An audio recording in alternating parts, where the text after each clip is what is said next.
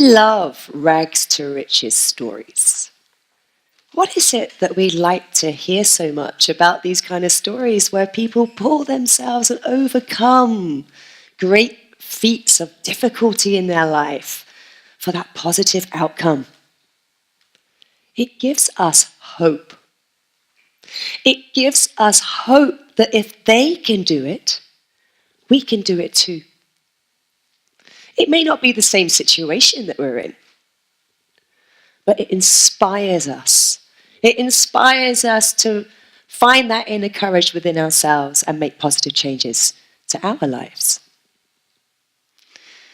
Hope in its purest form will inspire you from the darkest times and take you into the light.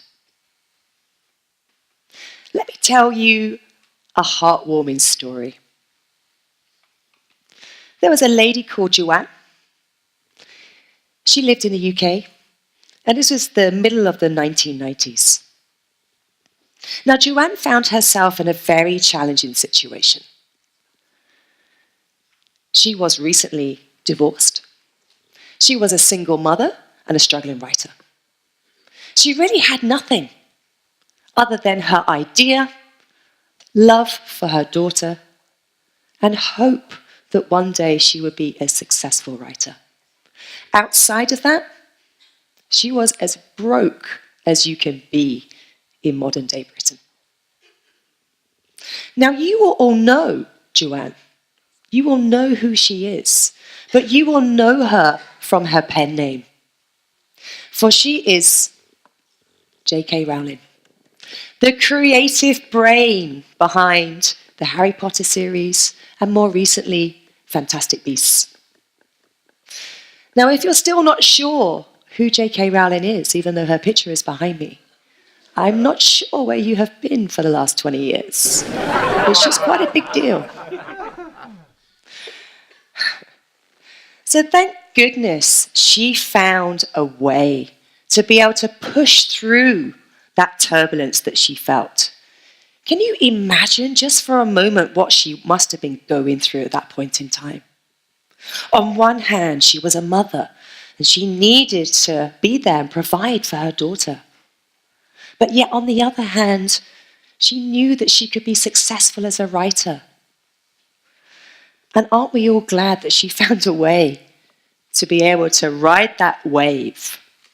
Because she's gone on to impact the lives of both children and adults, igniting imagination. And it's not just her books. There's a theme park. There's movies. Now, what you may not know about J.K. Rowling is that actually she gives millions away to those in need.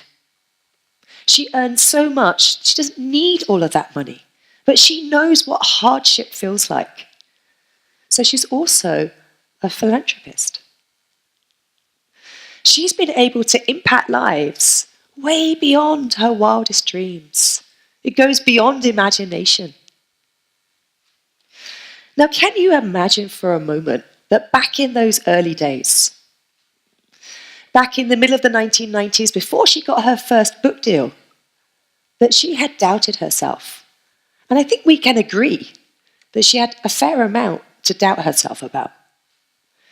Because this went on for years. This wasn't a few days, a few weeks, this went on for years. Can you imagine if she had doubted herself so much that she just threw in the towel, went and got a proper job? No books, no philanthropy, no movies, no ignition of creativity. What a huge disservice to humanity that would have been.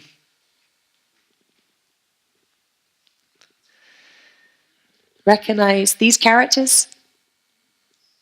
The Wizard of Oz. Maybe you have read this story as a child. Maybe you read it to your children.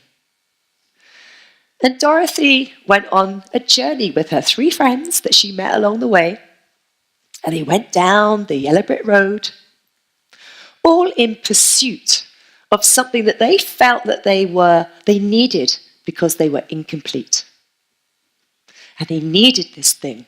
externally to complete them in life.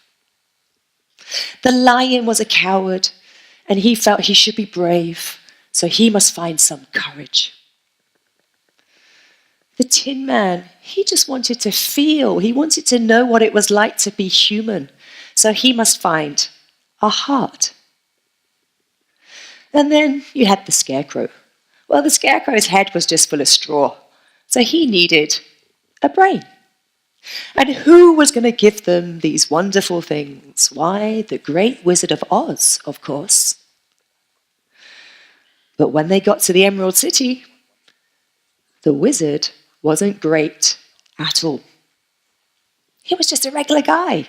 He was a phony. He couldn't give them these things that they were so desperately seeking.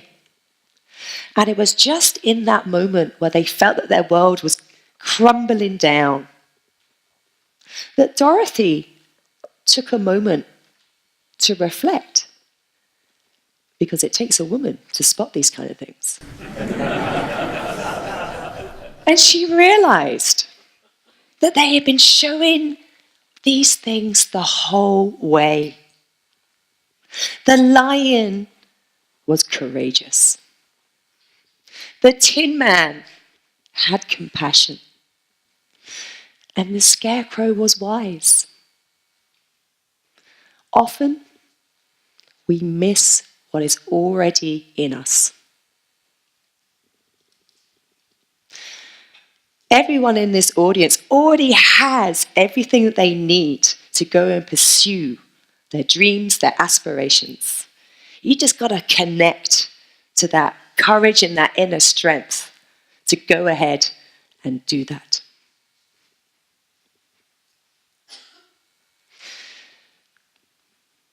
So what is it that stops people?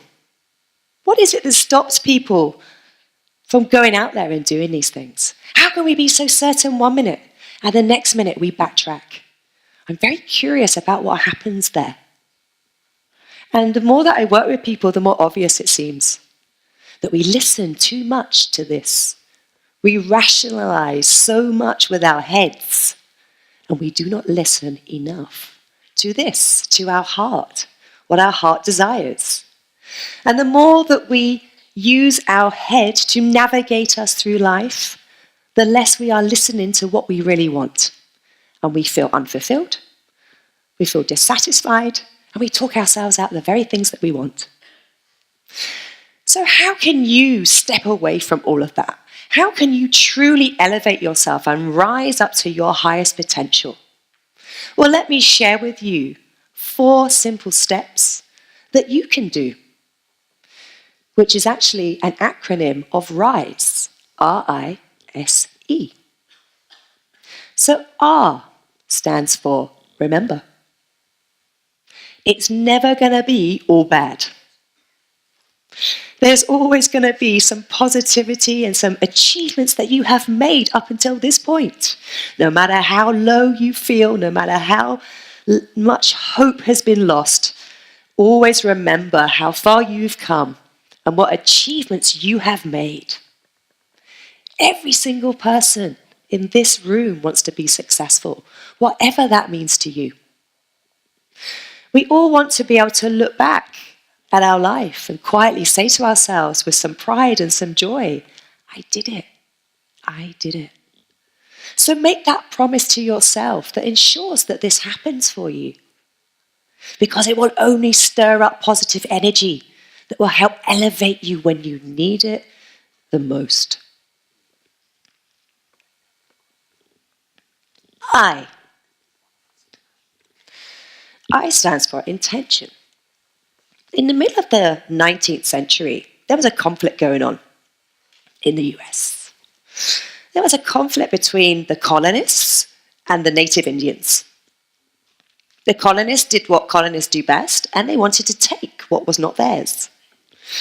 Now I understand how ironic this is, being a British lady telling you this. But it wasn't me. The native Indians used to take stakes. They used to drive it into the ground and claim that land as theirs. They would tie themselves to that stake with a rope.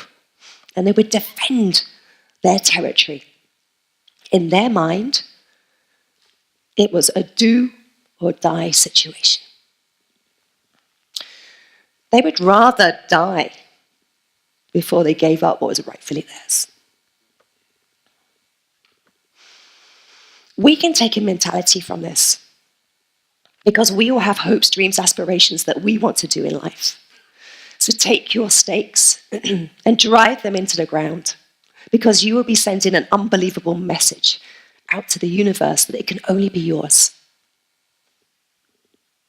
S, stabilize. The bigger the stake, the more turbulence you are going to feel. When I first stepped out as a speaker, as a coach, there was an unbelievable amount of turbulence that I would feel. What do you know? Other people know more than you. Who's going to listen to you? The whole time that I was listening to this, I was taken away from that very stake that I had driven into the ground. It was distracting, and I needed to find a way around it. Did you know that tall buildings actually move ever so slightly underneath adverse conditions? They're able to do this because when the tsunami comes, when the hurricanes come, there's a whole internal counterbalance system that pulls them back. When they start to fall over and start to crumble, it pulls them back. It gives them strength. And because of this, they can withhold great adversity. We too have our own internal counterbalance system that when we activate it, we can be strong, grounded, and we can withstand great adversity. E, engage. I went to New Zealand and I did a bungee jump. It took me a few hours to get to this location, and I was excited. I was excited about this. And I was strapped by the ankles, and I waddled up to the edge, and I looked down, and my heart just went poof, straight into my stomach. The sheer drop scared me. I started to doubt why I was there. Is this what I wanted? And I knew I wasn't the only one, because I'd watched others come before me. And they waddled back, and they unstrapped themselves, and they walked off.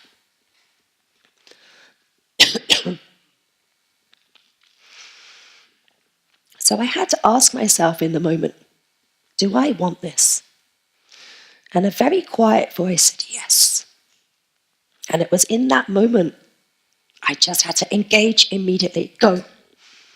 Because it was at that moment that my courage outweighed my fear. And if I had stuck around any longer, I would have talked myself out of it, the very thing that I wanted. So there you have it, a 4 simple process that you can apply into your life. So the next time that you are feeling a little bit down, a lack of motivation, a lack of energy, recall the RISE acronym. Remember all of the positive things that have happened so far for you to get where you are. Put your stake in the ground and make your intention like your life depends on it. Stabilize yourself so that you do not get pulled off track from that intention. And lastly, engage immediately before you talk yourself out of the very thing that you want in life. And when you follow these 4 things, you can truly rise up into your highest heights.